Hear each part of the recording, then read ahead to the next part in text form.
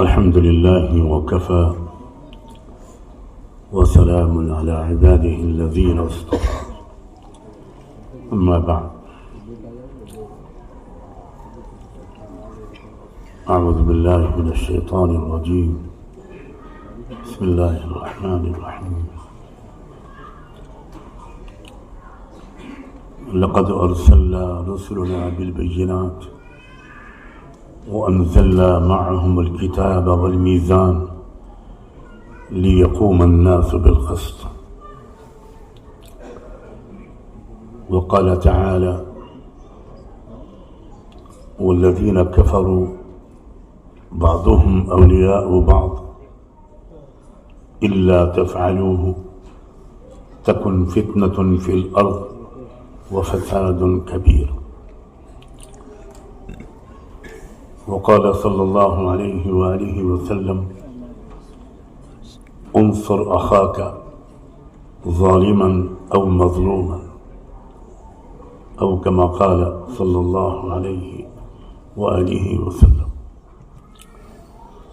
سبحان ربك رب العزة عما يصفون وسلام على المرسلين والحمد لله رب العالمين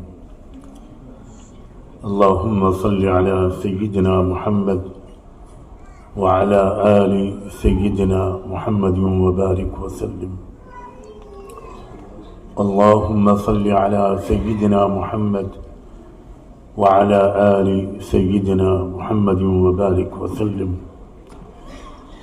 اللهم صل على سيدنا محمد وعلى آل سيدنا محمد وبارك وسلم قابل احترام علماء کرام، بھائیوں اور بہنوں، نوجوانوں،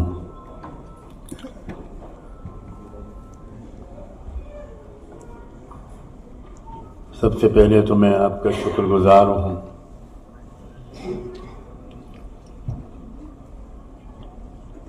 کہ یہ موقع آپ نے عنایت فرمایا کہ ایک مسافر آپ جیسے باشعور خواتین و حضرات کے سامنے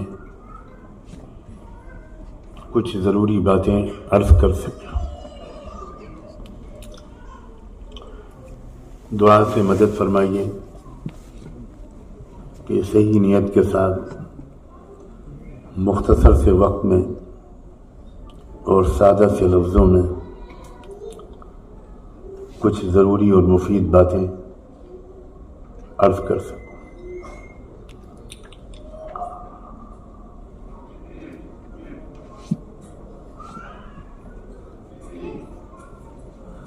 سورہ حدید کی ایک آیت میں نے شروع میں پڑھی تھی،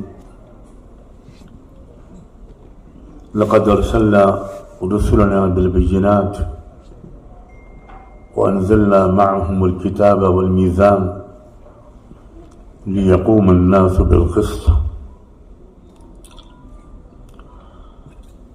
اس میں تمام انبیاء علیہ السلام کے اور تمام کتابوں کے بھیجے جانے کا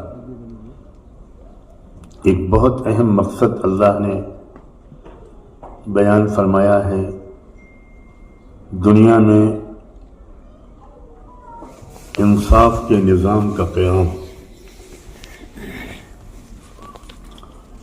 صرف مسلمانوں کو انصاف ملے یہ اسلام کا مقصد نہیں ہے، پوری انسانی برادری کو انصاف ملے یہ اسلام کا مقصد ہے.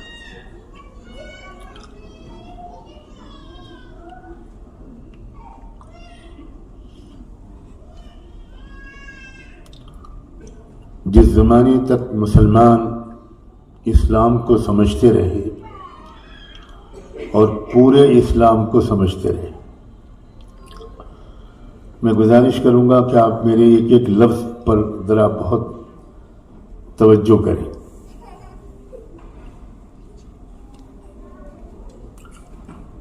پوری ذہنی یکسوئی کے ساتھ آپ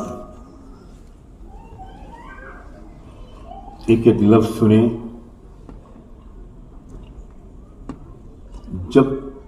جب مسلمان پورے اسلام پر عمل کرتے تھے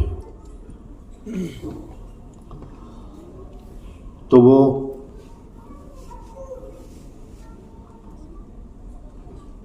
دیگر فرائض کی طرح یہ بھی اپنا اجتماعی فریضہ سمجھتے تھے کہ دنیا کے ہر مظلوم کی مدد کریں، ہر کمزور کی مدد کریں، ہر ایک کو اس کا حق دلائیں.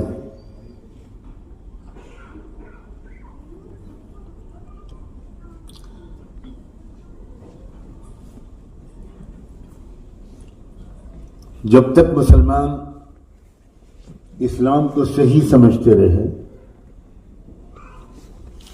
اور پورے اسلام کو سمجھ کر اس پر عمل کرتے رہے، مسلمان مرد بھی، مسلمان عورتیں بھی، مسلمان شہری بھی، مسلمان دیہاتی بھی، مسلمان تاجر بھی، مسلمان کسان بھی، مسلمان مزدور بھی، مسلمان حاکم بھی، مسلمان محکوم بھی، تب تک دنیا باہیں پھیلا کر اسلام کا استقبال کرتی رہی. اس لیے کہ ہمیشہ سے دنیا کی اکثریت مظلوم رہی ہے. تھوڑے سے لوگ ہوتے ہیں جو اپنے خاندانی وجاہت کی وجہ سے، اپنے خاندانی پس منظر کی وجہ سے، طاقت کے بلبوتے پر پوری دنیا کے اکثر انسانوں پر حکومت کرتے ہیں، اپنا حکم چلاتے ہیں اور دنیا کے اکثر انسانوں کے حقوق کی پرواہ نہیں کرتے. یہ پوری انسانی تاریخ کا خلاصہ ہے.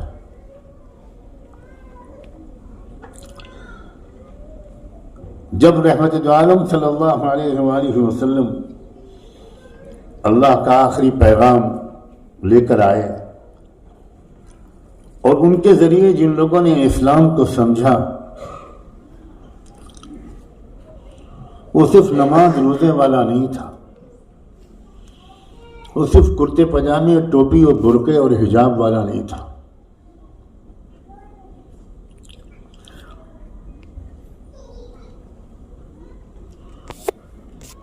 ایک ایک شخص کے ذہن میں یہ مقصد بالکل واضح ہوتا تھا، بالکل شروع سے، کہ اب میرا کام یہ ہے کہ جہاں تک ہو سکے میں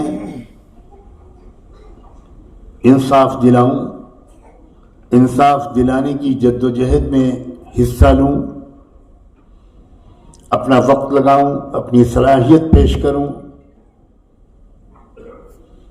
اپنا مال خرچ کروں، اپنی جان دینے کی ضرورت پڑے تو آگے بڑھ کر اپنی جان دوں. میرے ہوتے ہوئے ظلم ہوتا رہے انسانوں پر، میرے ہوتے ہوئے ظلم ہوتا رہے غریبوں، کسانوں، مزدوروں پر، یتیموں، بیواؤں اور عورتوں پر. یہ تصور مسلمان کے ذہن میں نہیں آتا تھا. مسلمان بد دعا پر اکتفا کرنے والی امت نہیں تھی.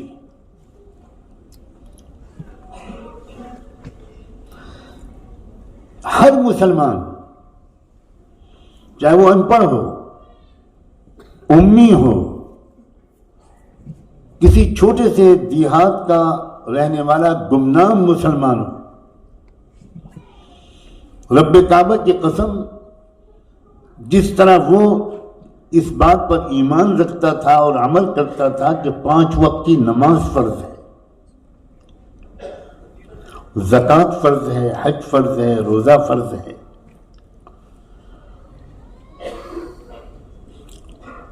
اسی طرح وہ سمجھتا تھا کہ ان 4 انفرادی فرائض کے ساتھ ایک 5واں اجتماعی فریضہ، قومی فریضہ، ملی فریضہ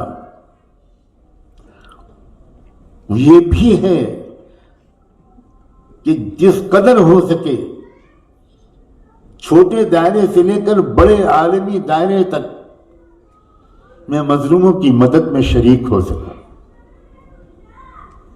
میں ظلم کو کمزور کر سکوں، ظالم کو کمزور کر سکوں، مظلوموں کو ظلم سے چھٹکارا دلا سکوں۔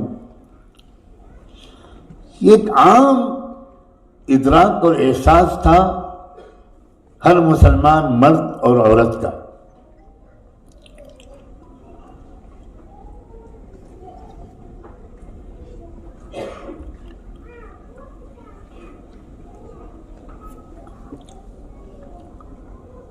اسی وجہ سے جن ملکوں میں مسلمان پہنچتے تھے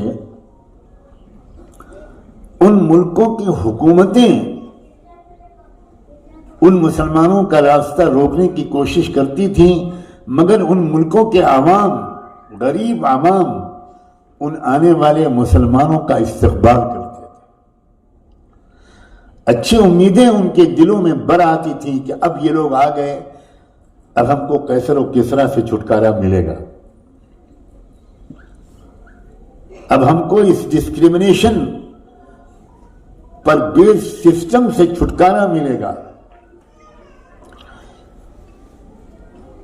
یہ جو نسلی غرور رکھنے والی قومیں، کچھ قبیلے، کچھ لوگ ہم پر حکمراں ہمیں غلام بنا رکھا ہے،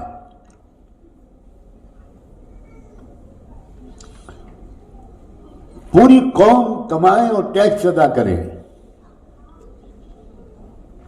جانوروں کی طرح قومیں محنت کرتی تھی بیچاری روزی روٹی کے لیے، اور عیاشی کرتے تھے صرف چند حکمراں خاندان۔ اسلام کا مقصد نماز روزے پڑھنے والی ایک امت تیار کرنا صرف ہرگز نہیں تھا، قطعاً نہیں تھا۔ اسلام کا مقصد تھا اللہ ابتعثنا لنخرج من شاء من عباده من عبادة العباد إلى عبادة رب العباد ومن جور الأديان إلى عدل الإسلام۔ ایک گمنام صحابی جو نہ محدث ہیں، نہ فقیہ ہیں، نہ بہت سی حدیثوں کے راوی ہیں،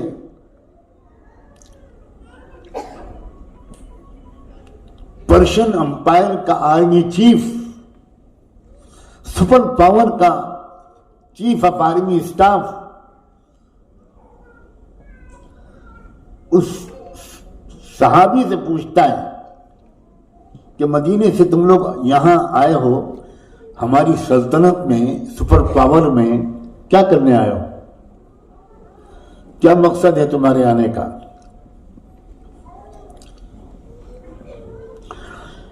وہ گمنام صحابی یہ جواب دیتے ہیں کہ آپ کے ملک میں کچھ لوگوں نے اللہ کے بندوں کو اپنا بندہ بنا لیا ہے، آپ کی بندگی سے نکال کر ان کو رب کی بندگی تک پہنچانا ہمارا کام ہے۔ کوئی انسان کسی انسان کا غلام اور بندہ نہیں ہے۔ مَتَ اسْتَعْبَدْتُمُ النَّاسَ وَقَدْ وَلَدَتْهُمْ أُمَّهَاتُهُمْ أَحْرَارًا۔ ہر انسان کو اللہ نے آزاد پیدا کیا، وہ اپنے لیے جو راستہ چاہے چنے۔ قُلْ الْحَقُّ مِنْ رَبِّكُمْ فَمَنْ شَاءَ فَلْيُؤْمِنْ وَمَنْ شَاءَ فَلْيَكْفُرْ۔ لیکن تم نے اے سپر پاور کے حکمرانوں، تم نے اپنے یہاں کی اوور ویلمنگ میجورٹی کو زبردست اکثریت پر مبنی عوام کو آزادی سے محروم کر رکھا ہے. ہم مدینے سے آئے ہیں ان کو آزادی دلانے کے لیے. وَمِن جَوْرِ الْأَدْيَانِ إِلَىٰ عَدْلِ الْإِسْلَامِ، اور تمہارے جو ظالمانہ سسٹم ہیں ان ظالمانہ نظام زندگی سے چھٹکارا دلا کر انصاف کی ٹھنڈی چھاؤں میں ہم لوگوں کو پہنچانا چاہتے ہیں. آزادی دلانے آئے ہیں. امت مسلمہ اپنا ایک اجتماعی فرض سمجھتی تھی. وہ دنیا کے حالات کی تماشائی امت نہیں تھی. وہ انٹرفیئر کرتی تھی، مداخلت کرتی تھی، مزاحمت کرتی تھی، ریزسٹ کرتی تھی، تبدیلی لانے کی کوشش کرتی تھی. اس راستے میں تکلیفیں برداشت کرتی تھی. کچھ لوگ جام شہادت نوش کرتے تھے، جانوں کا نذرانہ پیش کرتے تھے. جب سے مسلمانوں نے بحیثیت امت یہ اجتماعی فریضہ بھلایا اور صرف عافیت کے ساتھ کھاتے پیتے رہنے کو اپنی زندگی کا واحد مقصد بنایا، اپنی صلاحیتوں کے استعمال کا واحد مصرف بنایا، تب سے پوری امت مسلمہ پر ذلت ذلت اور ذلت اور ذلت. مجھے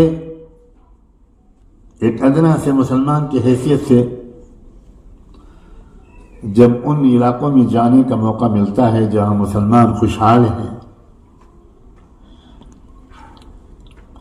عافیت کی اچھی آسائش کی زندگی گزار رہے ہیں، بہت دل خوش بھی ہوتا ہے.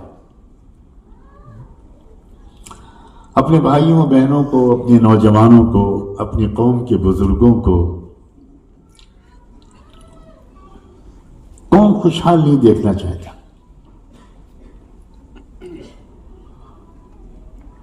کون ایسا شقی القلب ہوگا جو اپنی امت کے افراد کو زندگی کو انجوائے کرتے ہوئے، زندگی کی سہولتوں سے فائدہ اٹھاتے ہوئے دیکھ کر خوش نہ ہوتا. لیکن میں اپنے دل کو کیا کروں، میرا دل میرے بس میں نہیں ہے. ایک طرف مجھے ان علاقوں میں جا کر جہاں اپنے بھائیوں بہنوں کو، اپنے نوجوانوں کو چمچماتی ہوئی کاروں میں سفر کرتا ہوا دیکھتا ہوں، قدرے سکون اور خوشحالی کی زندگی گزارتے ہوئے دیکھتا ہوں. ایک طرف جہاں بے حد خوشی ہوتی ہے، وہیں مجھے یہ احساس بھی ہوتا ہے کہ اللہ جانے ان میں سے کتنے لوگ ہیں جو اپنی پوری اجتماعی ذمہ داریوں کو بھی ادا کر رہے ہیں. ان میں سے کتنے لوگ ہیں کہ جن کو اس بات کا احساس ہے کہ مثلاً میں اپنے وطن انڈیا کے بارے میں کہوں کہ آج انڈیا جو بڑی ڈینگیں مارتا ہے اپنی اکنامک ترقی کے بارے میں، دھوکے میں ڈالتا ہے عالمی رائے عامہ کو، اس انڈیا میں 80 کروڑ عوام اگر ان کو 5 کلو حکومت کی طرف سے فری راشن نہ ملے تو گلیوں میں ان کی لاشیں سڑ جائیں اور کتے کھا لیں. 5 کلو راشن پوری فیملی کو، 80 کروڑ فیملیز کو حکومت ہند دینے پر مجبور ہے، اس لیے کہ ملک کی غالب اکثریت بہت زیادہ غریب ہے. کیا مسلمانوں میں کبھی یہ مشورہ بھی ہوا ہوگا، میں بدگمانی سے اللہ کی پناہ مانگتا ہوں، لیکن میں اپنا پیغام دیے بغیر جانا گناہ کبیرہ سمجھتا ہوں۔ آپ کو خوش کرنے کے لیے میں نہیں آیا ہوں، اللہ کو ناراض کر کے۔ اگر مسلمان پہلے والے مسلمان ہوتے اور وہ اپنا اجتماعی ذمہ داری کا احساس رکھتے، اپنے وطن کے باخبر لوگوں سے رابطہ رکھتے اور ان سے پوچھتے کہ ہم اپنے وطن کی ترقی میں، غریبوں کی خدمت میں کیا کر سکتے ہیں، تو اپنے اپنے وطنوں کو اس غربت سے، اس جہالت سے، ان مظالم سے جو ظلم کے پہاڑ توڑے جا رہے ہیں، آج یہاں کسی کو مار دیا گیا، آج وہاں کسی کو مار دیا گیا، کیا پوری دنیا میں پھیلے ہوئے مسلمان اگر اجتماعی طور پر 40% مسلمان بھی اپنی ذمہ داریوں کو ادا کرتے تو میں چیلنج کے ساتھ کہہ سکتا ہوں آپ عالمی نقشہ بدل سکتے ہیں، عالمی حالات میں مثبت تبدیلی لا سکتے ہیں۔ لیکن عجیب انفرادی ذہن بن گیا ہے۔ مجھے یہ کہنے میں کوئی تکلف نہیں ہے کہ انفرادی ذہن کا اسلام سے کوئی تعلق نہیں۔ من لم يهتم بأمر المسلمین فلیس منهم۔ اسلام کرتے پجامے، ٹوپی اور داڑھی کا نام نہیں ہے۔ اسلام صرف نماز، روزے اور تلاوت کا نام نہیں ہے۔ ان انفرادی اعمال سے دنیا میں اسلام نہیں پھیلا تھا۔ دنیا میں اسلام پھیلا تھا انسانیت کی محبت سے۔ لاکھوں عورتوں نے اپنے زیورات پیش کیے تھے۔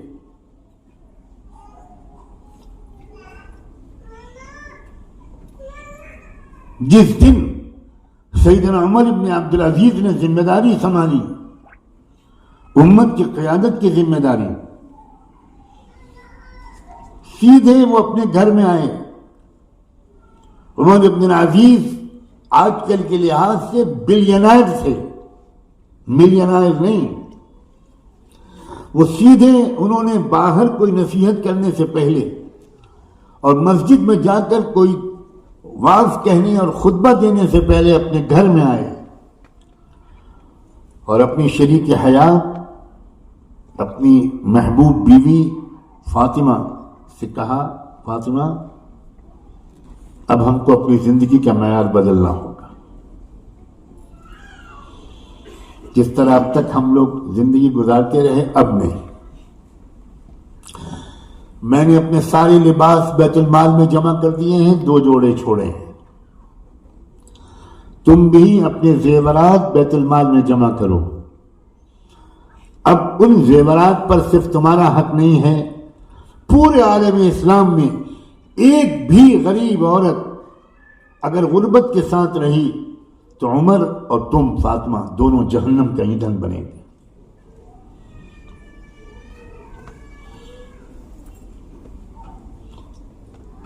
مجھے یہ کہنے کی اجازت دیجیے، خدا کے واسطے اسلام کو پھر سے سمجھنے کی کوشش کیجیے۔ انفرادی زندگی کی اسلام اجازت نہیں دیتا۔ خود غرضی والی زندگی کو اسلام شراب پینے سے بڑا گناہ مانتا ہے۔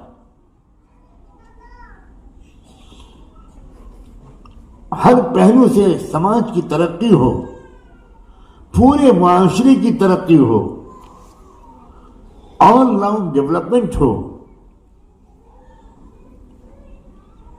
تعلیمی ترقی، ثقافتی ترقی، تہذیبی ترقی، شعوری ترقی، اخلاقی ترقی، روحانی ترقی، مادی ترقی،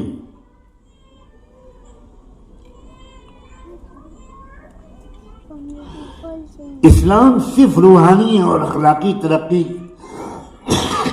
کا داعی نہیں ہے.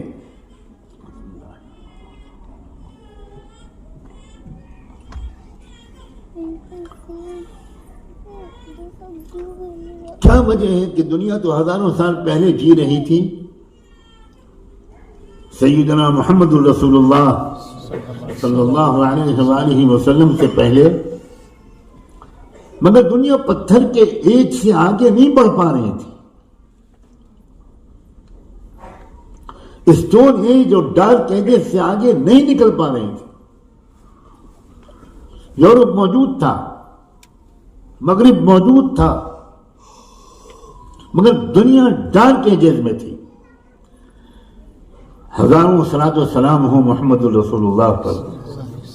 ان کے آتے ہی دنیا کی صرف روحانی اور اخلاقی ترقی نہیں ہوئی، مادی ترقی ہوئی. اس لیے مادی ترقی اس لیے رکی ہوئی تھی کہ دولت چند لوگوں کے ہاتھوں میں تھی. اسلام نے ایک تبدیلی پیدا کی، تؤخذ من اغنیائهم وترد على فقرائهم لكي لا يكون دولة بين الاغنیاء منكم. اسلام نے کہا کہ دولت چند ہاتھوں میں نہیں رہنی چاہیے. اللہ تعالیٰ سب کو برابر دے سکتا تھا، مگر سوسائٹی نہیں چل سکتی اگر سب کو برابر ملے. اگر سب کو برابر ملے تو آپ کا مکان کون بنائے گا؟ آپ کا مستری کون ہوگا؟ کس سے آپ لیبر کا کام لیں گے؟ سڑکیں کون بنائے گا؟ پبلک فیسلٹیز کو فراہم کون کرے گا؟ کچھ کو زیادہ کچھ کو کم دینا یہ انسانیت کی مصلحت کے لیے ضروری تھا. ورنہ آپ جاتے کسی کے پاس کہ بھی میرا مکان بنا دو تو وہ کہتا کہ تم خود آؤ میرا مکان بناؤ، جتنی تمہاری انکم اتنی میری انکم، میں کہوں تمہارا مکان بنا. آپ جاتے کسی الیکٹریشین کے پاس کہ ہمارے یہاں وائرنگ کر دو، وہ کہتا تمہارے دماغ کی وائرنگ کرواؤ اپنی پہلے، میں کیوں آؤں؟ جتنی تمہاری آمدنی ہوتی میری آمدنی. دنیا چل ہی نہیں سکتی تھی. لیکن جب کچھ کو کم اور کچھ کو زیادہ ملے گا تو اس میں سائیڈ ایفیکٹ بھی ہو سکتے ہیں. جن کو زیادہ ملے ان میں تکبر آ جائے، ان میں غرور آ جائے، ان میں بخل آ جائے، ان میں تفریق و امتیاز کی مصیبت آ جائے، وہ عیاشی کرنے لگیں اور دوسرے لوگ بھوکے مرنے لگیں. اس لیے اسلام نے یہ مزاج بنایا کہ تم کو زیادہ ہم نے دیا ہے عیاشی کے لیے نہیں. یہ جو تمہارے پاس ہیں یہ تمہاری ملکیت نہیں ہے، یہ امانت ہے. تم تلاش کرو ان لوگوں کو جن کا یہ مال ہم نے تمہارے ہاتھ میں دیا ہے تاکہ تمہارے ذریعے سے ان تک پہنچے. ورنہ ہم تمہارے محتاج نہیں تھے. ہم نے سورج بنایا تمہارا ہاتھ لگائے بغیر، ہم نے آسمان و زمین پیدا کیا تمہارا ہاتھ لگوائے بغیر. کیا ہم 100 غریبوں کی مدد نہیں کر سکتے تھے تمہارے ہاتھ لگوائے بغیر؟ تمہارا ہاتھ لگوایا ہم نے اس لیے ہے کہ تم کو یہ سعادت میں ہم شریک کرنا چاہتے ہیں.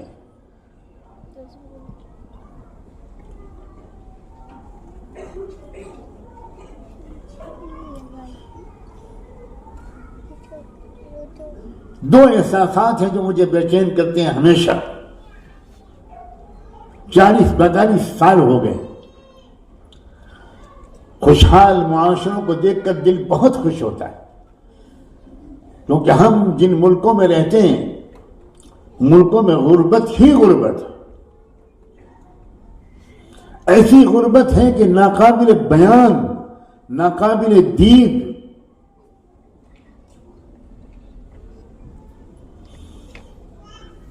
کئی سال پرانا واقعہ ہے، بہت پرانا، اچھا خاصا پرانا. میں اس زمانے میں دارالعلوم ندوۃ العلماء میں پڑھاتا تھا، استاد تھا، مدرس تھا.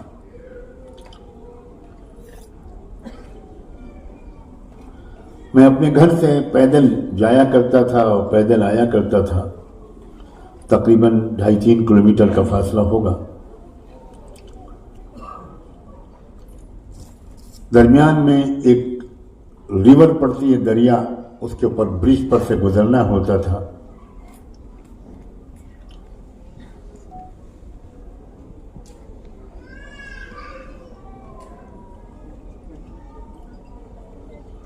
میں نے دیکھا کہ ایک نوجوان عورت اپنے ننھے سے بچے کو گود میں لیے ہوئے پل پر کھڑی ہے اور نیچے دریا میں دیکھ رہی ہے.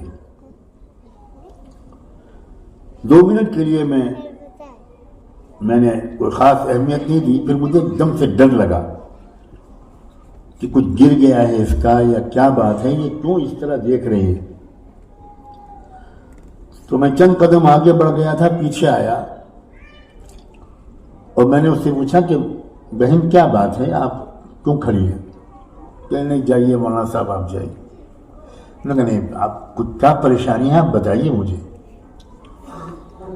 اس نے کہا کہ میرا شوہر جیل میں ہے، ایک چھوٹی سی چیز کی وجہ سے. وہ رکشہ چلاتا تھا، اب 2-3 دن سے ایک لقمہ میرے پیٹ میں نہیں گیا ہے اور یہ بچہ بھوک سے مر رہا ہے، بلبلا رہا ہے.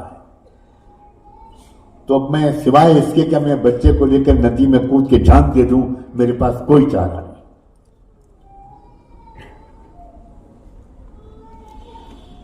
اب آگے اس کے بعد اللہ نے مجھے کیا توفیق دی، کس طرح اللہ نے اپنی اس بندی کی جان بچائی،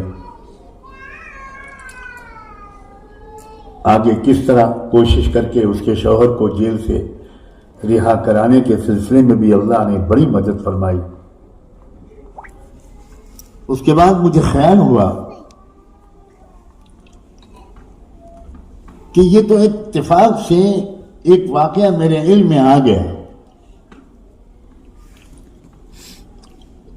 کیوں نہیں ہم شہر بھر کی مسجد کے لوگ جڑیں، ہر مسجد کے کچھ ذمہ دار ساتھی. اور یہ میں نے ترغیب دی کہ ہم میں سے ہر شخص اپنے چاروں طرف کی آبادی کے ایک ایک گھر کی خیریت پوچھے. اللہ جانے کس گھر میں کیا پریشانی ہو اور ہمیں علم ہی نہ ہو. آہستہ آہستہ یہ کام اس قدر قبولیت پایا، اس قدر قبولیت پایا کہ ہزاروں ہزار گھروں میں کہ حالات کو دیکھ کر اور ہر مسجد کے نمازیوں کو اپنے چاروں طرف کے لوگوں کی مدد کرنے کی، خدمت کرنے کی توفیق ملی، ایک ہوا چل گئی. اس وقت اندازہ ہوا کہ ہم لوگ کتنی کوتاہی کر رہے ہیں. جو کام نہیں کر سکتے اس پر آپس میں باتیں کرتے رہتے ہیں، اور جو کر سکتے ہیں اس کی کرنے میں عملی طور پر ہم بہت کوتاہی کرتے ہیں، بہت کوتاہی کرتے ہیں.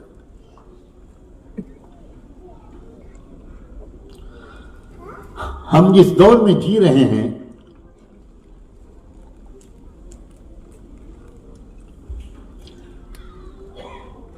اس دور کے یہ حالات جو اس وقت ہیں،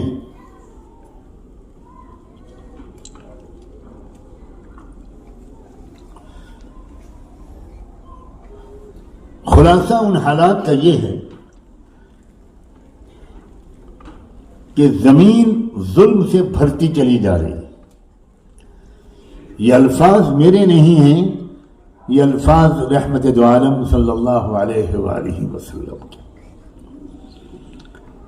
آپ چونکہ قیامت تک کے لیے رہبر تھے انسانیت کے، تو آپ نے قیامت تک کے حالات کا تذکرہ فرما دیا کہ کن کن مرحلوں سے، کن کن اسٹیجز سے انسانی برادری اور اس کی تاریخ گزرے گی. آپ نے اپنے دور کے بارے میں ارشاد فرمایا نبوۃ و رحمہ. اپنے دور کے بارے میں فرمایا کہ میرا دور نبوت کا ہے اور رحمت کا ہے. میں آپ حضرات سے گزارش کرتا ہوں یہ رحمت کے لفظ کیوں بولا؟ آپ نے نبوت اور اسلام کا دور نہیں بولا، نبوت اور ہدایت کا دور نہیں بولا، نبوت اور تقوی کا دور نہیں بولا، نبوت اور رحمت کا دور۔ اللہ نے آپ کو وما ارسلناک الا رحمتا للعالمین کیوں کہا؟ بنیادی خصوصیت، مرکزی خصوصیت اسلام اور پیغمبر اسلام صلی اللہ علیہ وآلہ وسلم کی ہے انسانیت پر شفقت، انسانیت سے محبت، دکھ درد بانٹنا، مظلوم کو اس کا حق دلانا، ظالم کو ظلم سے روکنے کی ممکن کوشش کرنا، یہ ہے اسلام کا مغز اور روح۔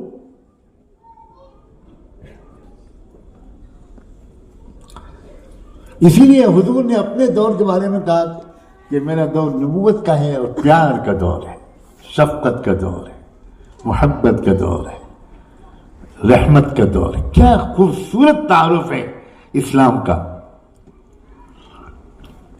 اسلام کی یہ تصویر آج دنیا کے سامنے ہے۔ میں جواب چاہتا ہوں آپ سے، میں آگے نہیں بڑھوں گا جب تک آپ جواب نہ دیں گے۔ اسلام تو ایک عذاب بنا ہوا ہے دنیا کے لیے۔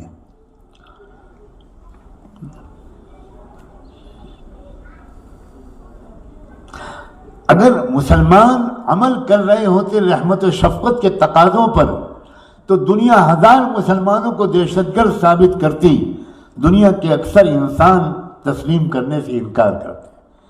دنیا بولتی کہ تم دہشت گرد ہو، مسلمان دہشت گرد نہیں ہے۔ ہماری اور آپ کی اکثریت تماشائی بنی ہوئی ہے۔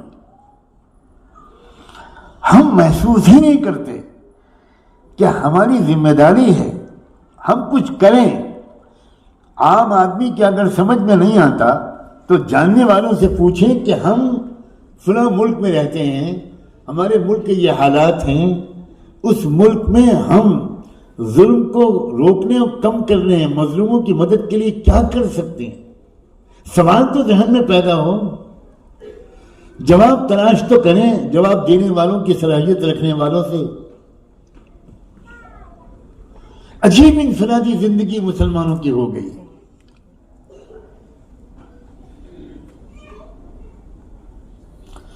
سیدنا عمر بن خطاب نے فرمایا تھا لا اسلام الا بجماعہ ولا جماعت الا بامارہ ولا امارت الا بالسمع والطاعہ۔ وہ اسلام کو سمجھے تھے کہ ہم اسلام کو سمجھیں۔ وہ کہتے تھے، صاف فرماتے تھے، اجتماعیت کے بغیر اسلام ہے ہی نہیں۔ پڑھتے رہیے تہجد، کرتے رہیے عمرے، انفرادی تہجد و عمروں کے ذریعے سے دنیا میں اجتماعی عزت نہیں ملا کرتی۔ دنیا میں اجتماعی عزت ملتی ہے اجتماعی قربانی سے، اجتماعی جد و جہد سے، شیئرنگ اینڈ کیئرنگ مزاج سے۔ اور اسی لیے وہ دوسری آیت میں نے جو پڑھی تھی جس میں اللہ تعالیٰ نے عجیب و غریب انداز سے فرمایا والذین کفروا بعضهم اولیاء بعض، کفر کی طاقتیں اکٹھا ہو گئی ہیں، وہ سب ایک دوسرے کی مدد کر رہی ہیں۔ الا تفعلوه تکن فتنة فی الارض وفساد کبیر، اگر تم اکٹھا نہیں ہوگے، اگر تم ایک دوسرے کی مدد نہیں کرو گے تو یاد رکھنا پوری دنیا میں اور زمین میں سخت فتنہ و فساد برپا ہوگا۔ آج تو ہم علماء نے ان آیتوں پر بیان بھی چھوڑ دیا ہے۔ ہم بھی انفرادی نیکیوں پر اپنی تقریریں کرتے ہیں۔ یؤمنون ببعض الکتاب ویکفرون ببعض فما جزاء من يفعل ذلك منكم الا خزي في الحياة الدنيا ويوم القيامة يردون الى اشد العذاب۔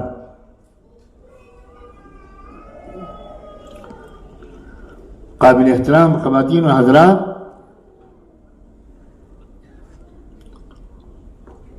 آپ کو اس قسم کی باتیں سننے کی عادت نہیں ہے اور مجھے اس کے علاوہ واز کہنے کی عادت نہیں ہے.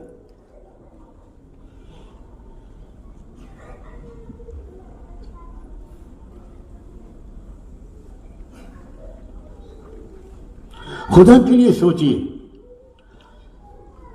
آپ یہاں بیٹھ کر اپنے اپنے ملکوں کے حالات کے بارے میں کیا خدمت انجام دے سکتے ہیں، کیا کیا کر سکتے ہیں آپ.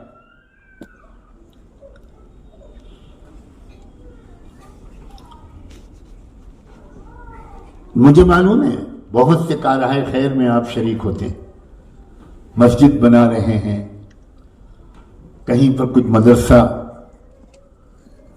بنوانے میں مدد کر رہے ہیں. میں ان چیزوں سے بے خبر نہیں ہوں. اللہ آپ کی ان حسنات کو بے حد قبول فرمائے اور تمام اپنے اپنے وطنوں میں آپ کی ان خدمات کا زیادہ سے زیادہ نفع اللہ کے بندوں اور بندیوں کو پہنچے. لیکن میرا خیال یہ ہے کہ اپنے اپنے ملکوں میں انصاف کے نظام کو قائم کرنے کے سلسلے میں، مظلوموں کی مدد کے سلسلے میں، ظلم کی طاقتوں کو کمزور کرنے کے سلسلے میں، قیدیوں کی رہائی کے سلسلے میں، یتیم بچوں کی اچھی تعلیم و تربیت کے سلسلے میں، اور نہ جانے کن کن مشکلات میں مبتلا اپنے بھائیوں بہنوں نوجوانوں کی اعانت کے سلسلے میں آپ اور بھی بہت کچھ کر سکتے ہیں.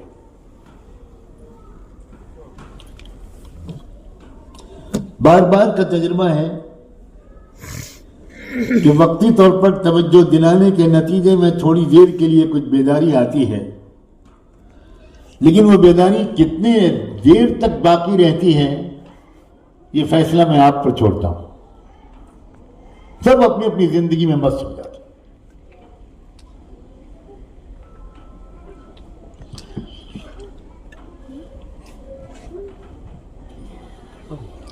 اس وقت 50 مسائل جو پہلے سے چل رہے تھے وہ تو بدستور باقی ہیں اور ان کی شدت میں اور اضافہ ہی ہو رہا ہے. لیکن ہمارے ملک میں وقف کے قانون میں جو خطرناک ترمیم، انتہائی بھیانک امینڈمنٹ کا بل پارلیمنٹ میں پیش ہو چکا ہے،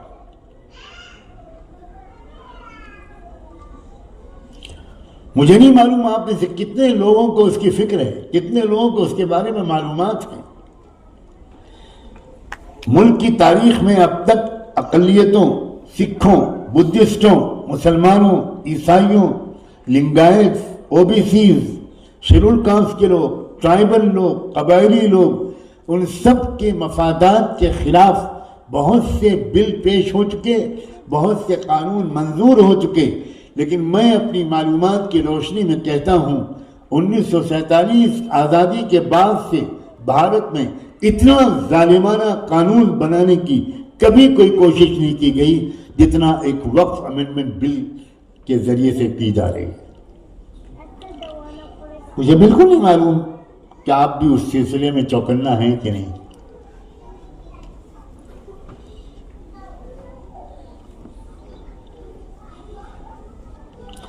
لاکھوں کی تعداد میں بلکہ کروڑوں کی تعداد میں پوری دنیا میں رہنے والے انڈین مسلمانوں کی طرف سے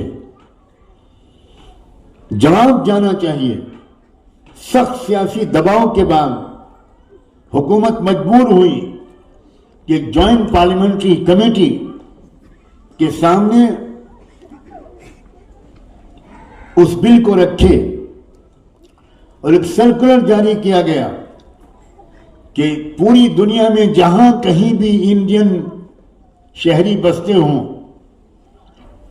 وہ اس تبدیلی اور ترمیم کی تجویز کے سلسلے میں اپنی رائے بھیج سکتے ہیں. آپ کو حیرت ہوگی پرانے وقف قانون میں 150 ترمیمات اس مجوزہ بل میں رکھی گئی ہیں. کوئی مسجد محفوظ نہیں رہے گی، کوئی مدرسہ محفوظ نہیں رہے گا، کوئی خانقاہ محفوظ نہیں رہے گی، کوئی قبرستان محفوظ نہیں رہے گا اگر یہ قانون منظور ہو گیا، ایکٹ بن گیا۔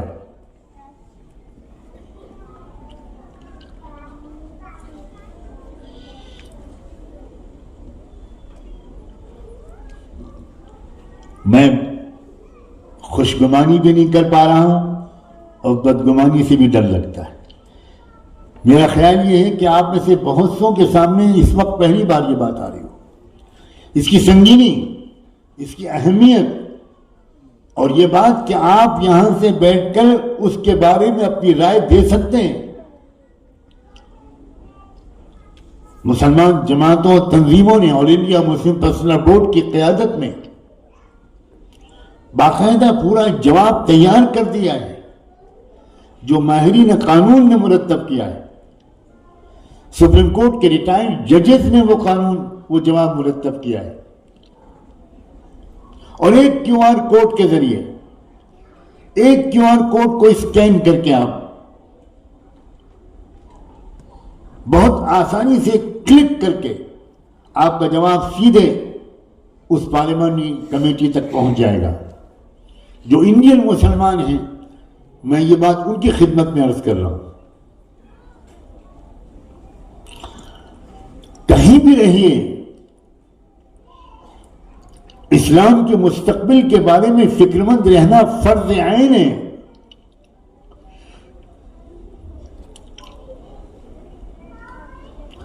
میں نے یہ جو بات کہی تھی کہ جب بھی کہیں ایسے علاقوں میں جانا ہوتا ہے جہاں الحمدللہ چشم بد دور، اللہ نظر بد سے بچائے، نسبتاً بہتر حالات میں ہمارے بھائی اور بہنیں فیملیز رہتی ہیں تو خوشی بھی ہوتی ہے، لیکن جس غفلت کی نیند میں ہیں ہمارے بھائی اور بہن، اس کو دیکھ کر بہت دکھ ہوتا ہے، بہت دکھ ہوتا ہے۔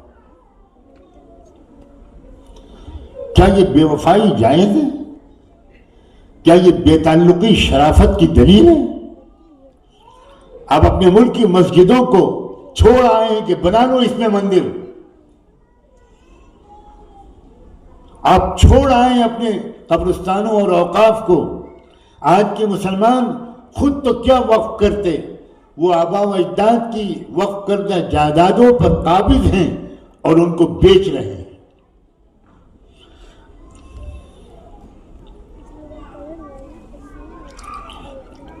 کہیں بھی رہیے، واقف رہیے، شریک غم رہیے، شریک حال رہیے۔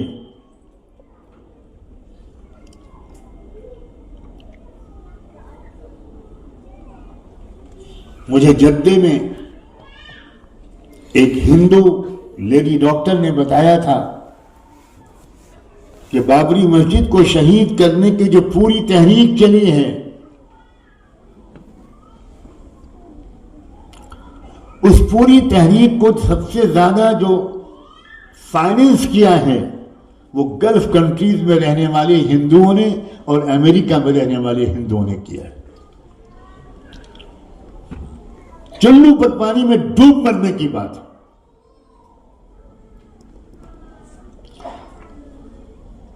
آپ نے عنوان دیا مجھے کہ زمانے حالات کے نئے چیلنجز اور ان کا مقابلہ ہم کیسے کریں۔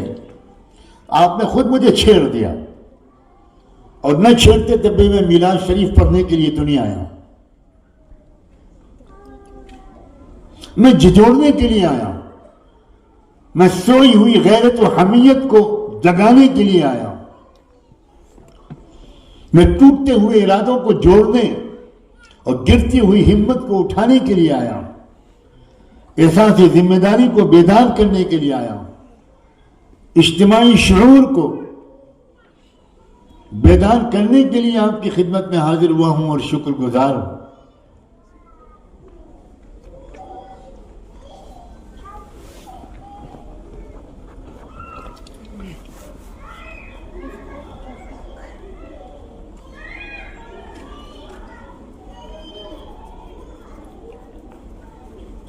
دوسروں کو انصاف دلانا تو چھوڑیں، مسلمانوں کی اکثریت تو خود اپنے اوپر ہونے والے ظلم کا مقابلہ کرنے میں کوئی ایکٹیو پارٹیسپیشن کرتی ہوئی دکھائی نہیں پڑتی، سب اپنی اپنی دنیا میں مست ہیں، بہت مطمئن اور خوش ہیں۔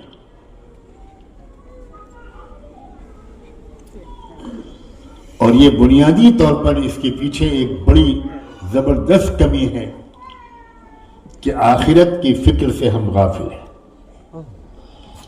سب سے بنیادی جو ہماری کمی ہے، کلا بل تحبون العاجلہ وتذرون الآخرہ، کتنا سنگین مرحلہ پیش آنے والا ہے آخرت میں۔ آخرت کے تذکرے ہمارے گھروں میں نہیں ہوتے،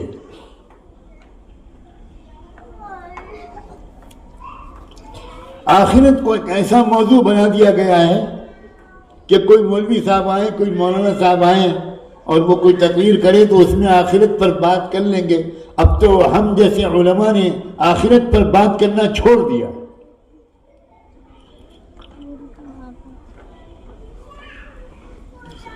جن لوگوں کو اپنی آخرت کی فکر ہے وہ انفرادی فرائض بھی ادا کرتے ہیں، اجتماعی فرائض بھی ادا کرتے ہیں، اور اللہ سے مغفرت کی امید کے سوا کوئی ان کو انعام، شہرت، کوئی کچھ یافت نہیں چاہیے۔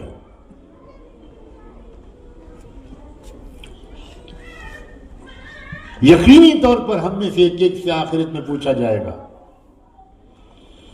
تمہارے ملک میں مسجدیں شہید کی جا رہی تھی، تم نے کیا کیا؟ تمہارے ملک میں نوجوانوں کو گھیر گھیر کر مارا جا رہا تھا، تم نے کیا کیا؟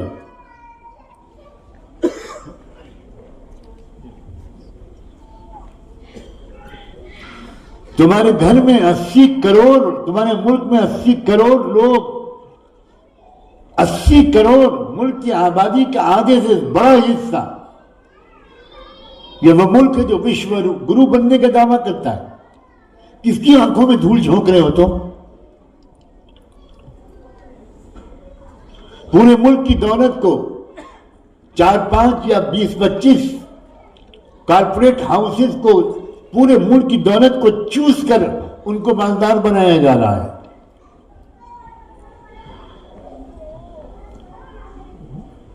لاکھوں کسان خودکشی کر چکے ہیں،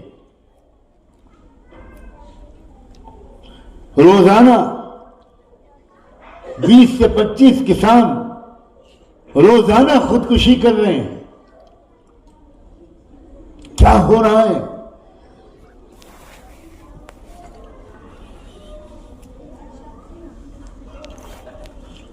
کاش کہ ہم سب مرد اور عورتیں، میرے نوجوان بیٹے اور بیٹیاں، میرے بھائی اور بہنیں، وہ سوچیں کہ ہم کیا کر سکتے ہیں، اب اپنے ضلع کی ترقی میں کیا حصہ لے سکتے ہیں، اپنے گاؤں میں کیا کر سکتے ہیں۔ ہر شخص اگر اپنے چھوٹے سے پڑوس کے ماحول میں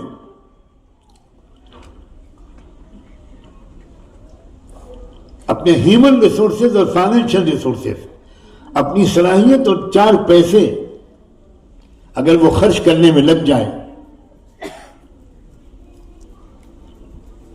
تو واللہ بہت خاموشی کے ساتھ پورے ملک میں بہار لائی جا سکتی۔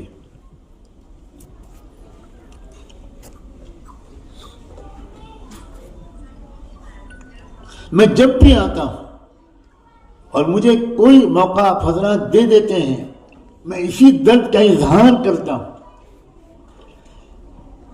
اس خوشگمانی کے ساتھ یقیناً آپ کچھ نہ کچھ کرتے ہیں، لیکن ملک میں کس طرح کیا جائے کہ تھوڑے سے ریسورسز کے ذریعے سے ہر ایک اپنے گاؤں کی فکر کر لے، ہر ایک اپنے محلے کی فکر کر لے، نفرت کو کم کرنے کی ممکن کوشش کرنے کے لیے ہاتھ تو بڑھائیں۔ ہم رحمت للعالمین کے امتی ہیں، اللہ نے کیوں نہیں فرمایا وما ارسلناک الا ہادیا للعالمین؟ فرمایا وما ارسلناک الا رحمۃ للعالمین. اسلام کا جو جوہر غالب ہے وہ رحمت ہے، اور للعالمین لیس للمسلمین.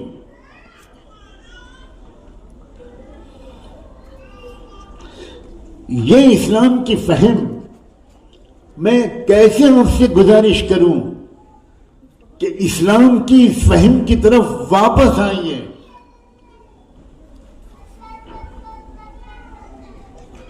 روایتی قسم کی جو فہم اسلام کی چل رہی ہے وہ ناکافی ہے. دیکھتے ہی دیکھتے دنیا میں انقلاب آ گیا تھا.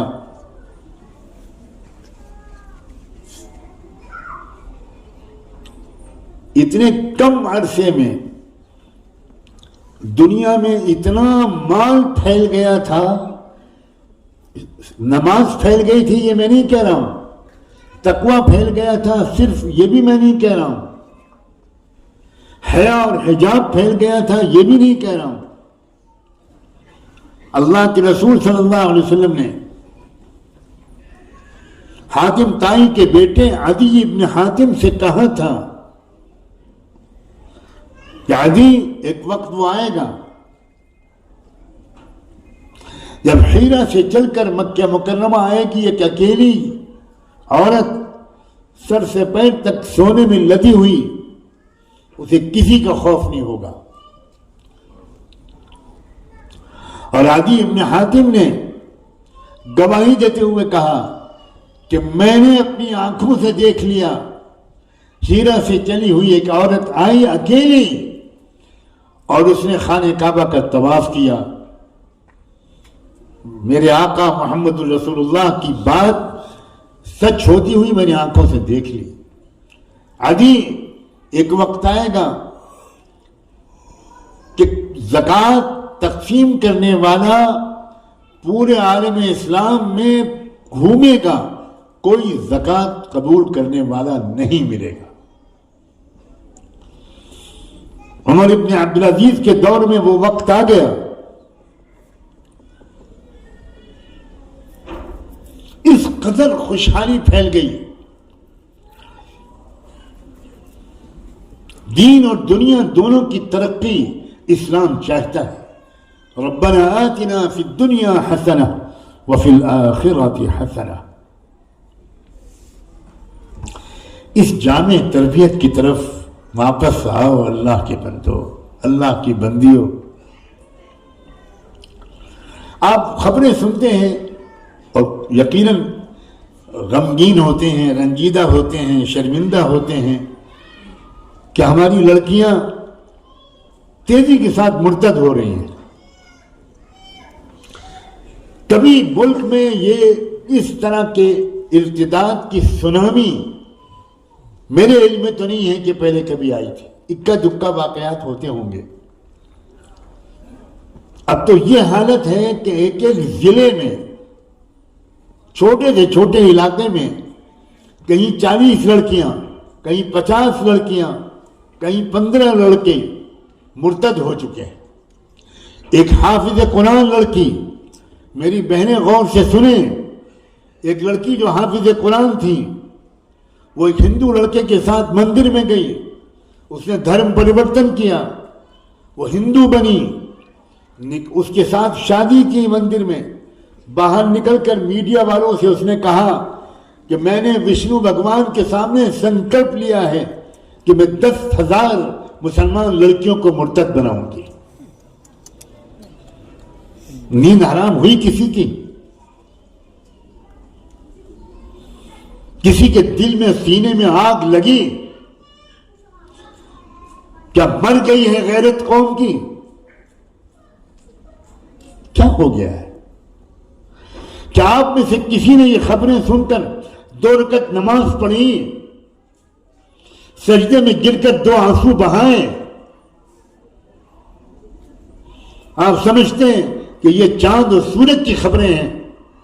جناب آپ کے وطن کی خبریں ہیں، آپ کے گاؤں کی خبریں ہیں، اور ہو سکتا ہے خدا نخواستہ آپ کے خاندان کی خبریں ہوں.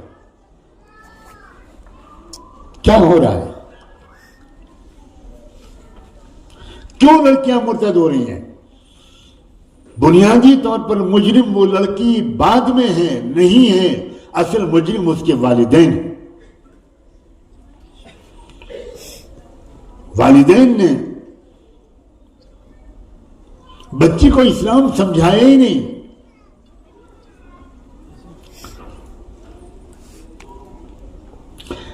نہ ماں نے سمجھایا نہ باپ نے سمجھایا۔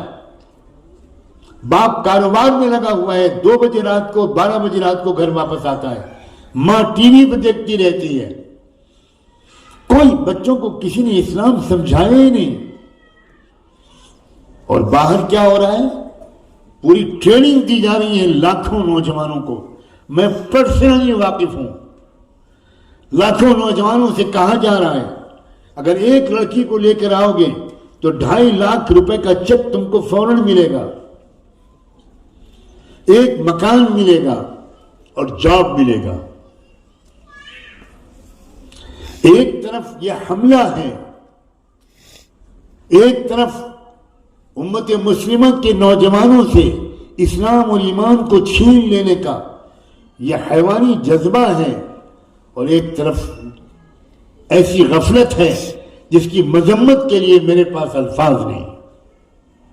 کوئی بے چینی نظر نہیں آتی، کوئی بے قراری نظر نہیں آتی۔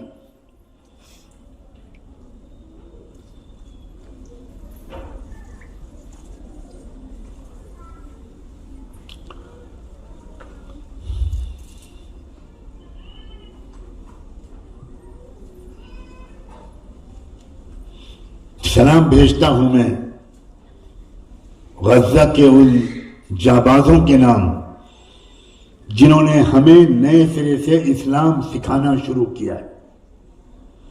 میں ڈنکے کی چوٹ پر اپنے ملک میں کہتا ہوں کہ اصلی مسلمان دیکھنا ہو تو وہاں دیکھو، ہم مسلمان نہیں ہیں، وہ ہیں اصلی مسلمان۔ اور آپ کے ملک اور شہر کو یہ اعزاز حاصل ہوا ہے کہ زندہ اور مردہ حالت میں رئیس الشہداء کا آپ نے استقبال کیا ہے۔ اب بھی حمیت نہیں جاگے گی، اب بھی غیرت نہیں بیدار ہوگی، اب بھی ذمہ داری کا احساس نہیں ہوگا، اب بھی ظلم اور کفر کی طاقتوں کے مقابلے کا جذبہ نہیں پیدا ہوگا، اب بھی نوجوانوں کے اندر جوش نہیں آئے گا۔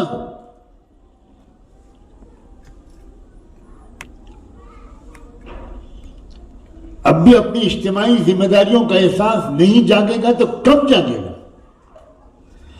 آخر میں یہ بات کہہ کر اپنی بات کو مکمل کرتا ہوں کہ متعدد احادیث سے یہ بات صاف صاف معلوم ہوتی ہے کہ آخری دور میں جبکہ ظلم ہی ظلم دنیا میں چھا جائے گا، 2 علاقوں ہوں گے، 2 خطے پوری کرۂ ارض میں، زمین میں، جہاں سے ان ظلم کا مقابلہ ہوگا۔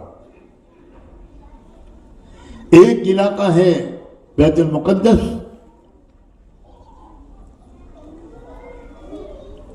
اور دوسرا علاقہ ہے وہ جس کے آس پاس ہم عرب رہتے ہیں، وہ خراسان کا علاقہ جس میں ہمارے آپ کے ملک کے بھی کچھ علاقے موجود ہیں۔ 2 علاقوں میں فیصلہ مقابلہ ہوگا، عالمی دجالی ظالم طاغوتی طاقتوں کا یہاں مقابلہ ہوگا۔ اب یہاں 4 کیٹیگریز کے لوگ سامنے آئیں گے۔ ایک مومنین ہوں گے جو بہت تھوڑے ہوں گے، دوسرے نمبر پر کفار ہوں گے جو بہت بڑی تعداد میں ہوں گے، تیسرے نمبر پر منافقین ہوں گے اور منافقات ہوں گی، اور چوتھے نمبر پر والذین فی قلوبہم مرض ہوں گے۔ اب یہ فیصلہ کرنا میرا اور آپ کا کام ہے۔ آپ اور ہم خود اپنے گریبان میں جھانک کر دیکھیں۔ میں آپ کے بارے میں کوئی فیصلہ نہیں کر سکتا، آپ میرے بارے میں کوئی فیصلہ نہیں کر سکتے۔ بل الانسان علی نفسہ بصیرہ ولو القی معاذیرہ۔ ہم جانتے ہیں اپنے آپ کو، کیا ہم مومنین میں سے ہیں؟ کیا ہماری خواتین مومنات میں سے ہیں؟ یا ہم معاذ اللہ کفار میں سے ہیں یا منافقین و منافقات میں سے ہیں یا کم سے کم والذین فی قلوبہم مرض، جن کے دلوں میں روگ ہے، جن کے دلوں میں مرض ہے، وہ اللہ کو راضی کرنے کے لیے کچھ کھونے کو تیار نہیں ہے، کچھ بھی قربانی دینے کو تیار نہیں ہے۔ لالچ ہے ان میں، طمع ہے ان میں، بخل ہے ان میں، خود غرضی ہے ان میں، بے حیائی اور بے حجابی ہے ان میں، وقت ضائع کرنے کی معصیت میں گرفتار ہیں۔ وہ نہ مال کو صحیح خرچ کرتے ہیں، نہ وقت کو صحیح خرچ کرتے ہیں، نہ صلاحیتوں کو صحیح خرچ کرتے ہیں، نہ ان کے درمیان اخوت و محبت کا رشتہ ہے۔ یہ ہمارے اور آپ کے خود فیصلے کی چیز ہے، خود فیصلے کی چیز ہے۔ آخری وہ دور شروع ہو چکا ہے، میں قسم کھا کے کہنے کو تیار ہوں، وہ فیصلہ کن دور جس پر دنیا کا اختتام ہوگا، وہ عدل کا قیام ایک بار پھر ہوگا، ظلم کا خاتمہ ہوگا۔ پوری دنیا جیسے ظلم سے بھر گئی ہے، ویسے ہی ایک زبردست جدوجہد کے بعد دنیا انصاف سے بھر جائے گی، لیکن اس جدوجہد کے کرنے والوں کی تعداد کم ہوگی۔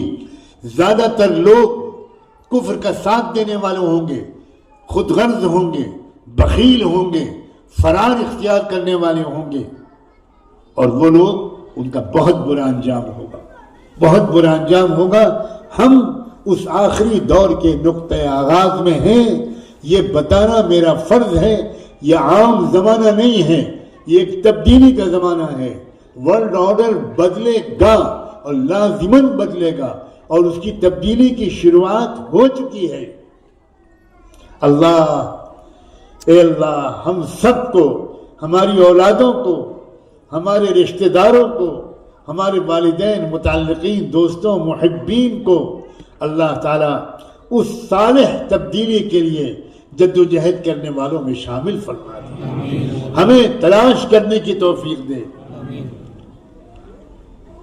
میں جب بھی آتا ہوں، چند لوگ بھی اگر ملتے ہیں اور وہ پوچھتے ہیں تو میں ان سے کہتا ہوں کہ آپ چھٹیوں میں اپنے ملک میں آتے ہیں تو آپ اگر انڈیا میں آتے ہیں تو ایک دن 2 دن کے لیے مجھ فقیر کے پاس آئیے، میں دکھاؤں کیا کام ہو رہا ہے، پورے ملک کی سطح پر کیا کام ہو رہا ہے۔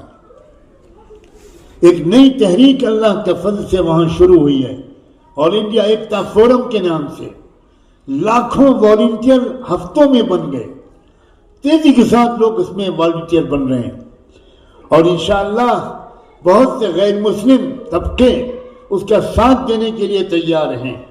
بہت عجیب و غریب قسم کے امکانات سامنے ہیں، مگر مجھے شکوہ ہے آپ سے، آپ یہاں مجھ سے وعدہ کرتے ہیں لیکن اس کے بعد وہاں جب آتے ہیں تو اپنی شادیوں میں، ولیموں میں، عقیقوں میں آپ کا وقت چھٹی کا نکل جاتا ہے، آپ اتنے اہم کام کے لیے ایک دن نکالنے پر تیار نہیں ہوتے۔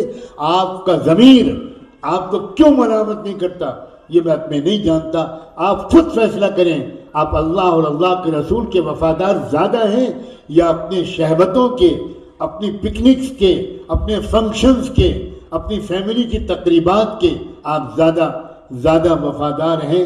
میں نے یقیناً تلخ کلامی کی ہے لیکن میں آپ سے معذرت نہیں کروں گا، آپ کا جی چاہے معاف کریں، جی چاہے معاف نہ کریں، رکھیو غالب مجھے اس تلخ نمائی میں معاف، آج کچھ درد میرے دل میں سوا ہوتا ہے۔ وآخر دعوانا ان الحمدللہ رب العالمین۔ Thanks for watching. Don't forget to like, comment, share and subscribe to Al Wahid channel.